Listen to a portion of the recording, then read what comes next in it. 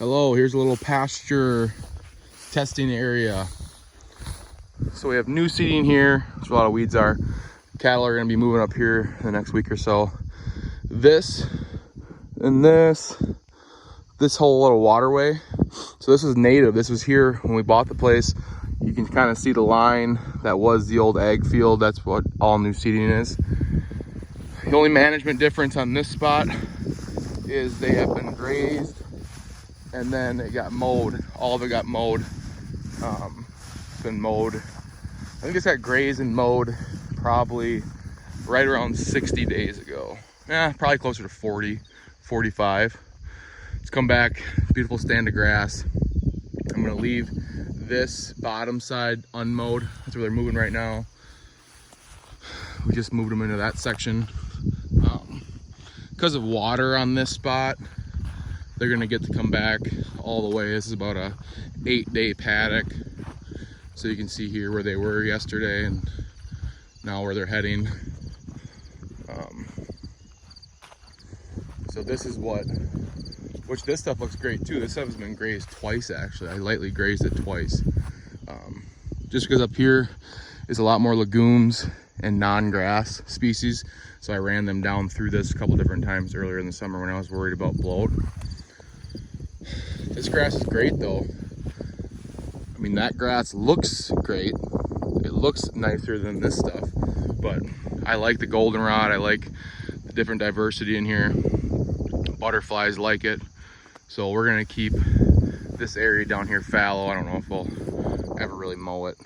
And they'll probably work it through as they'll work through it, and there'll be more grass every time that we graze it. This grass looks great. Grew up right in with this ragweed. Beautiful green grass. A little pooper over there. It's looking good. It's good poop. It's good poop, buddy. I like the way their poop's looking when they're down here a little bit better than you get a little worried when they're on the clover and new grass. Seeding up here because they just get a lot looser stool.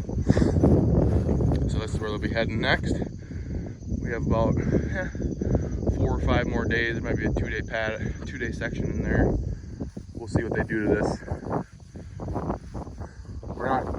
We're not hitting anything really hard right now. I'm planning on moving everything through here quicker than we did before. They've had this spot's had since mid-July was the last time this spot got grazed, but it was, like I said, we already grazed it twice. So we're looking at almost 2 full months since we last grazed it, right around July 20th. We're right around September 15th right now, 50-some day rest. The new seeding is going to be probably closer to 70 to 75 days. And that's why we're running lower stocking density than what this place could probably house. This is kind of the portable fence setup I have. We just run enough to have these little, I get them from Premier One. They are super easy little plastic rolls. You know, need to fix this, and then I just make sure I have a metal post, which these are the cheap metal posts, and you just have an insulator on there and hook the I'll show you how I hook the roll on there, but hook these handles right on, and you can make them hot. We're kind of to the point now where these front facing ones, these front ones that are getting moved every day, I don't really make them hot anymore. They don't mess with anything. I came out here last night. I forgot to even turn the fencer back on yesterday when I was down here moving them. So, and I turn the fencer off when I come down and move them now. Where before I was all worried about them busting out, but they don't mess with stuff anymore. They're pretty held in tight. We haven't had any type of rogue activity now for 2 months almost, and the last rogue activity was caused from, I think, coyotes were chasing them for 2 days, but it only lasted 2 nights, and we've been solid since then. So this is a cool example of, I want this to be more of a fallow paddock. And when I say paddock, I mean these sections of lines that we strip graze. So on this big paddock section, we have 4 different tiers here. This is tier 1 where we're mainly grass. Tier 2 here we have good waterway grass, and then we have new seeding, and then the top, the 3rd tier does have some grass in it too from the waterway, and then we actually have 5 on this one. So it took right around 75 days to get the whole thing grazed. Now we're on our 2nd run through, and I'm assuming we're going to be wrapping up towards the top right around mid-November, which is perfect timing, and then we'll reassess from there and see how much longer we're going to keep these guys on here, or if we're going to bring hay in, or what we're going to do. Look at them just letting us know where these thistles are. I'll come back through here once they get out of this paddock. I'll probably bump this fence up a little bit, or I'll wait and this fence will get taken down after we get up past this line, because if I have them there this winter, I'll open these paddocks up and make them a lot bigger, and we won't be moving them as much, and we'll just be doing bale grazing.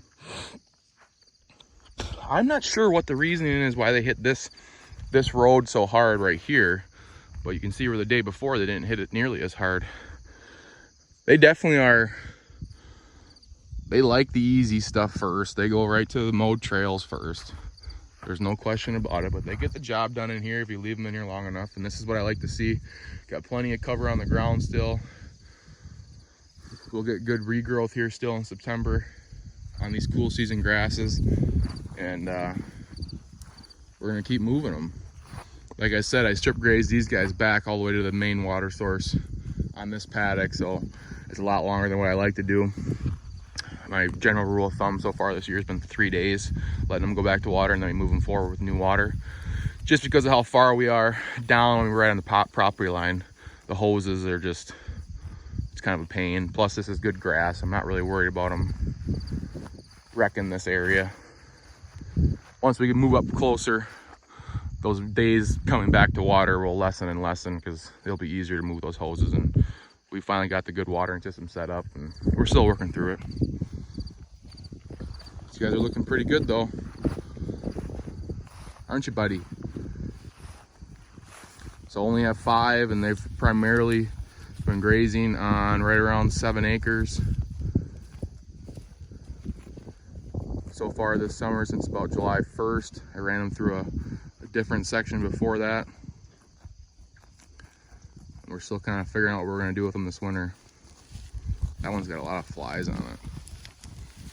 I like to see that. You can see some of them don't have as many flies. These guys are about a year old now, so should be ready to be eaten next summer, maybe right around a year from now. All grass fed with hay all winter if we go that route.